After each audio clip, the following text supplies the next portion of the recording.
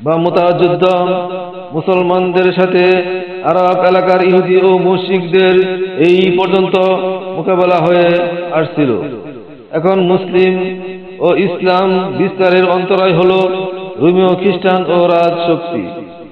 মুতা শাম সিরিয়া এর অন্তর্গত বালক রাজ্যের সীমান্তে অবস্থিত।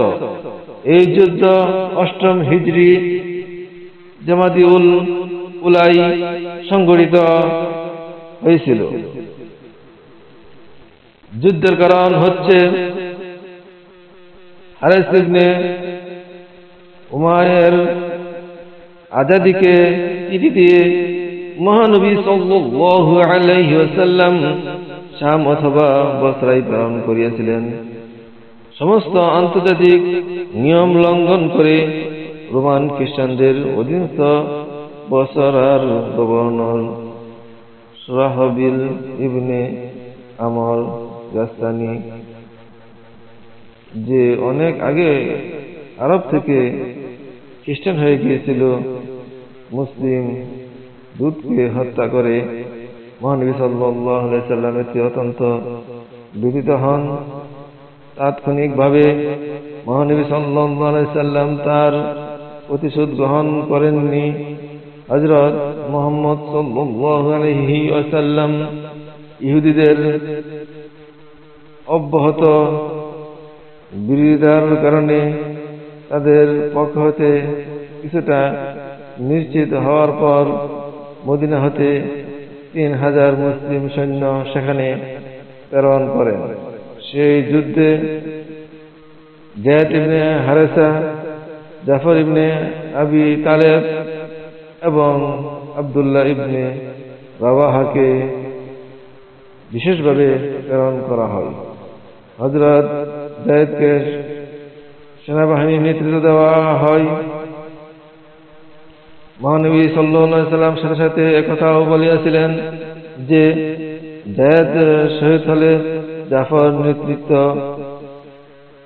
করবে, সেও শহীদ হয়, তবে আব্দুল্লাহ ইবনে রাওয়াহা নেতৃত্ব গ্রহণ করবেন।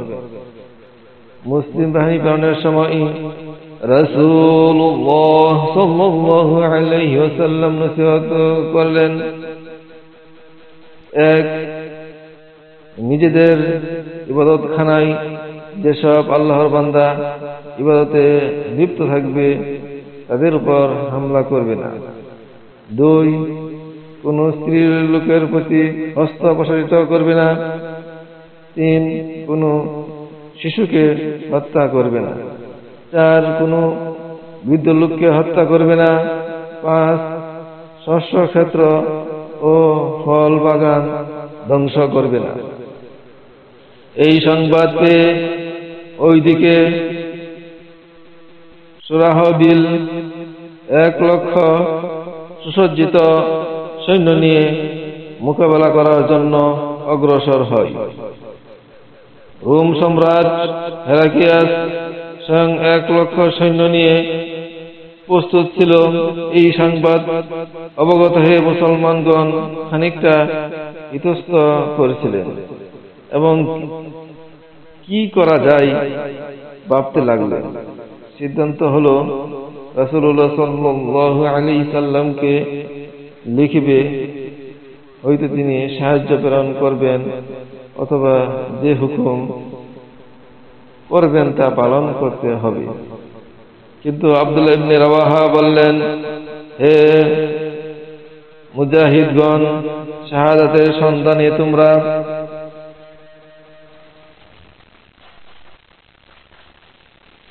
বের হয়েছ। হে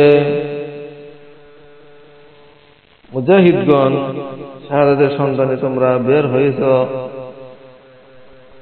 আজ একে কিরূপে দৃষ্টিতে দেখছ? শক্তি ও সংখ্যার উপর নির্ভর করে আমরা যুদ্ধ করি না, দিনের শক্তিতে যুদ্ধ করি। আমরা দুইটি পূর্ণ কর্মের মধ্যে একটি অবশ্যই লাভ করব, তা হচ্ছে বিজয় অথবা শাহাদাত। তার এই জ্বালাময় বক্তৃতায় মুসলিম বাহিনী উজ্জীবিত হয়ে উঠল। সকলে সমস্বরে বলে উঠল, আব্দুল্লাহ ঠিকই কথাই বলিয়াছে। অতএব শাহাদাতের সুদাপানের উৎসাহিত হয়ে 3000-এর অল্প সংখ্যক সৈন্য 1 লক্ষাধিক সেনাবাহিনীর উপর পূর্ণ উদ্যমে ঝাঁপিয়ে পড়ল। বর্ষার আঘাতে হযরত যায়েদ শহীদ হন। হযরত জাফর রাদিয়াল্লাহু আনহু তার স্থান গ্রহণ করেন। তিনিও বীরত্বের সাথে যুদ্ধ করেন। তার এক হাত কেটে গেলে অপর হাতে ঝান্ডা ধারণ করেন। সেটি কেটে গেলে তিনি বাহু দ্বারা পতাকা সমুন্নত রাখেন। তিনিও সর্বশেষ শাহাদাত বরণ করেন। এরপর আব্দুল্লাহ ইবনে রাওয়াহা রাদিয়াল্লাহু আনহু ইসলামী পতাকা হাতে নেন। তিনিও শাহাদাত বরণ করেন। এরপর হযরত খালিদ ইবনে ওয়ালিদ রাদিয়াল্লাহু আনহু যুদ্ধের ঝান্ডা হাতে নিয়ে এমন বীরত্বের সাথে তিনি যুদ্ধ করেন যে সেই দিন তার হাতে 9টি তরবারি ভেঙে যায়। তিনি সেই দিনই তার যুদ্ধ অভিজ্ঞতার পূর্ণ পরিচয় দেন। চূড়ান্ত বীরত্বের সাথে লড়াই করতে করতে পূর্ণ ইসলামী ফৌজকে শত্রুর কবল থেকে মুক্ত করে। এরপর মুসলিম সৈন্যরা প্রচন্ড আক্রমণ চালিয়ে 1.5 দিন তুমুল যুদ্ধের পর নিজেদের তুলনায় 40 গুণ অধিক শত্রু সৈন্যকে ময়দান ছাড়তে বাধ্য করেন। শুধুমাত্র 12 জন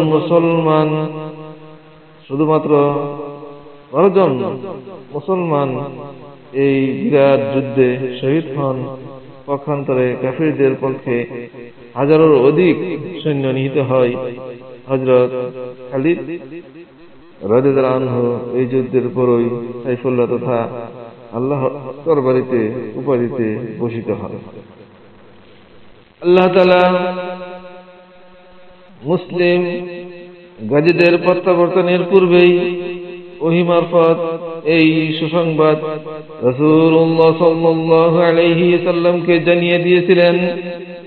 মুতার আমিরদের শাহাদাতের খবর মহানবী সাল্লাল্লাহু আলাইহি সাল্লাম শোনাচ্ছিলেন, আর তার চোখ বেয়ে টপটপে পানি পড়ছিল। অবশেষে আল্লাহ তাআলা মুসলমানদেরকে বিজয় দান করিয়াছেন।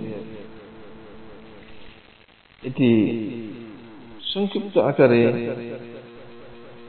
শরিয়ায়ে মুতা যুদ্ধের বিবরণ বললাম। এ থেকে আমরা কয়েকটি বিষয় বুঝতে পারলাম যে রাসূলুল্লাহ সাল্লাল্লাহু আলাইহি ওয়াসাল্লাম তিনজনকে